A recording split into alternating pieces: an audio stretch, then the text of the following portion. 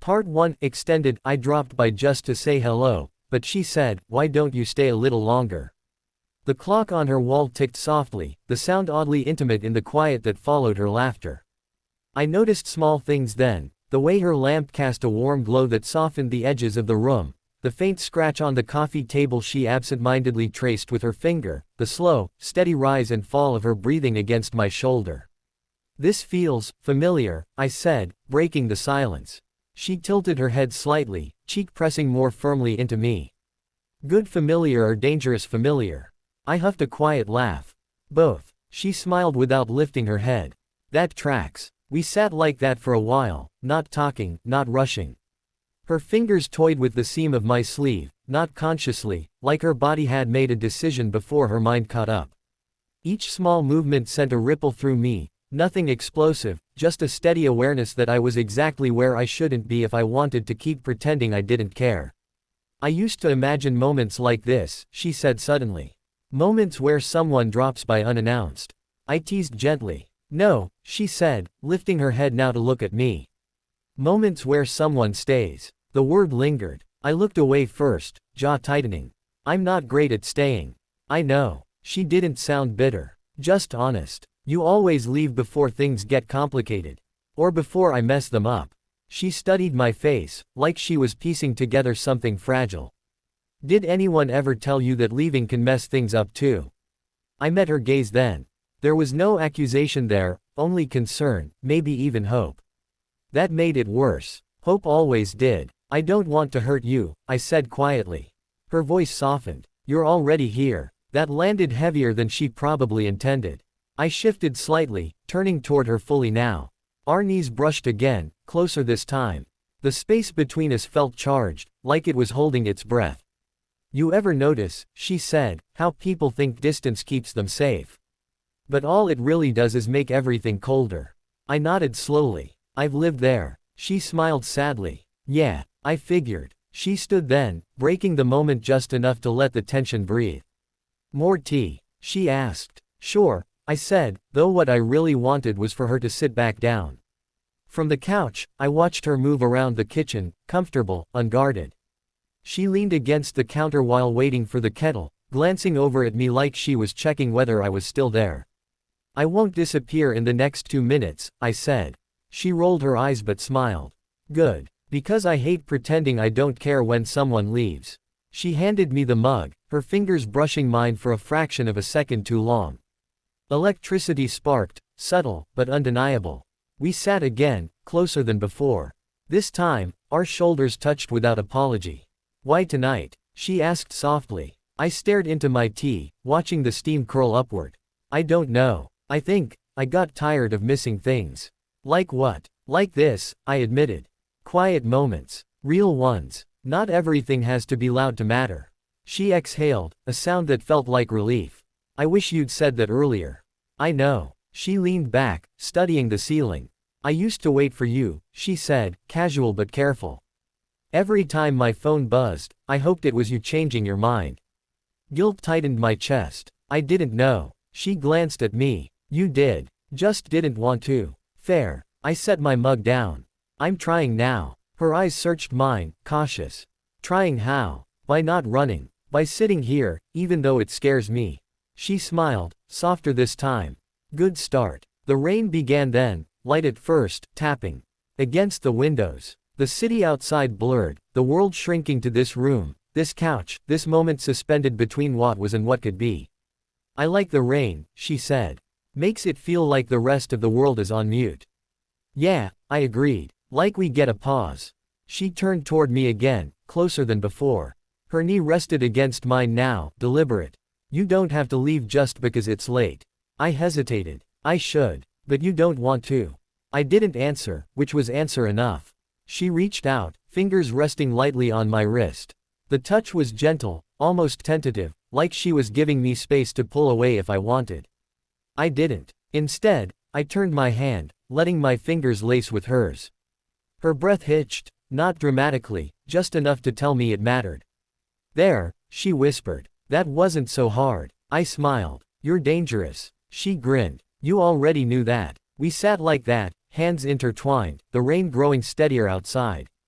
There was no rush, no desperate need to define anything. Just two people choosing not to look away. Promise me something, she said quietly. What? Don't make tonight mean nothing tomorrow. I squeezed her hand gently. I won't. She leaned in, forehead resting against mine. Close enough that I could feel her breath, smell the faint trace of tea and something unmistakably her. Good, she said. Because I'm tired of almosts.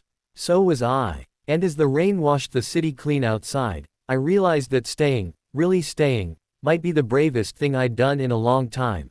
Part 2, the morning after, staying a little longer. I woke to the sound of rain still lingering, softer now, like it had exhausted itself sometime before dawn. For a moment, I didn't move. I just listened, to the quiet hum of the city, to the faint tick of that same clock, to her breathing beside me. Slow, even, real. That's when it hit me. I was still there. Not on the couch this time, but in her bedroom, light slipping through half-drawn curtains, painting the walls in pale gold. I lay on my back, one arm bent behind my head, the other resting where it had apparently decided to stay, around her.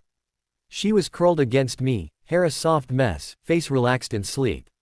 No defenses. No carefully chosen words. Just her. Last night rushed back in fragments, talking until our voices dropped, laughter mixing with honesty, the way time had dissolved without either of us noticing. How staying a little longer had turned into staying at all. I swallowed, suddenly aware of the weight of the moment pressing down on my chest. Careful, I thought. This is where you usually run. She stirred, shifting slightly, her hand brushing my chest. Her eyes fluttered open, unfocused at first, then finding me. Oh, she murmured, voice thick with sleep. You're still here. There it was. That quiet question hiding inside the statement. Yeah, I said softly. I am. A small smile curved her lips, relieved, unguarded. Good. She didn't move away. That mattered more than anything. We lay there for a while, neither of us rushing to fill the silence. Morning felt fragile, like a glass thing that could shatter if handled wrong. Eventually, she propped herself up on one elbow, studying me. You okay? I nodded. Yeah, just thinking. Dangerous hobby, she teased gently. For me, definitely. She smiled, then sobered. Are you regretting it? The question was calm, but her eyes were careful. Braced. I sat up slightly so I could see her better. No, I'm just not used to waking up somewhere and not wanting to escape. That earned a quiet laugh. Low bar. Hey, I said, smiling despite myself. It's progress. She reached out, tracing a line on my arm absent-mindedly. I didn't expect you to stay, she admitted. Not really. No. Why did you? The easy answer would have been because it felt right. The honest one took longer. Because I'm tired of being the guy who leaves before anything can start, I said. And because, last night felt like something I don't want to pretend didn't happen.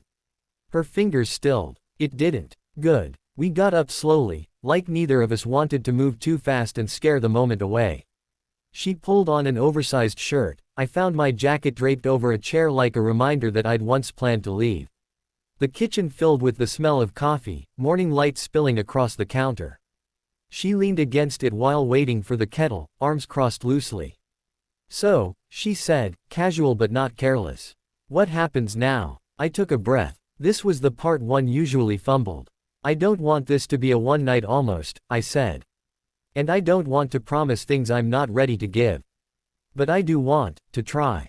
Honestly. She nodded slowly. That's all I ever wanted. Honesty. I might be bad at it sometimes. She smiled. I've noticed. We sat at the small table, mugs warming our hands. The city outside was waking up, cars passing, voices drifting up from the street. Life continuing, unaware that something had shifted. You know, she said, I was prepared to wake up alone. I almost left before sunrise, I admitted. Her eyebrows lifted. You did. Yeah, old habit. What stopped you? I looked at her. Really looked. The idea of you waking up and thinking it didn't mean anything. Her expression softened, something unspoken passing between us.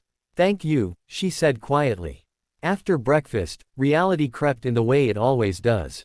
Phones buzzed. Responsibilities called. The world didn't care that we'd found something tender in the quiet. I stood by the door, slipping on my shoes, that familiar instinct tugging at me again. Leave before it gets heavy. Leave while it's still simple. She watched me, arms folded, not defensive, just waiting. I'm not disappearing, I said, sensing it. She smiled, but there was caution there now. I know. Just, don't make me guess. I won't, I promised. And this time, I meant it. At the door, I hesitated, then leaned in and pressed a gentle kiss to her forehead. Not dramatic, not rushed, just real. Text me, she said. I will. Outside, the rain had finally stopped. The streets gleamed, washed clean, like the city had been given a second chance. As I walked to my car, something unfamiliar settled in my chest, not fear, not urgency. Hope, the kind that doesn't demand anything. The kind that waits. And for once, I didn't feel like running from it.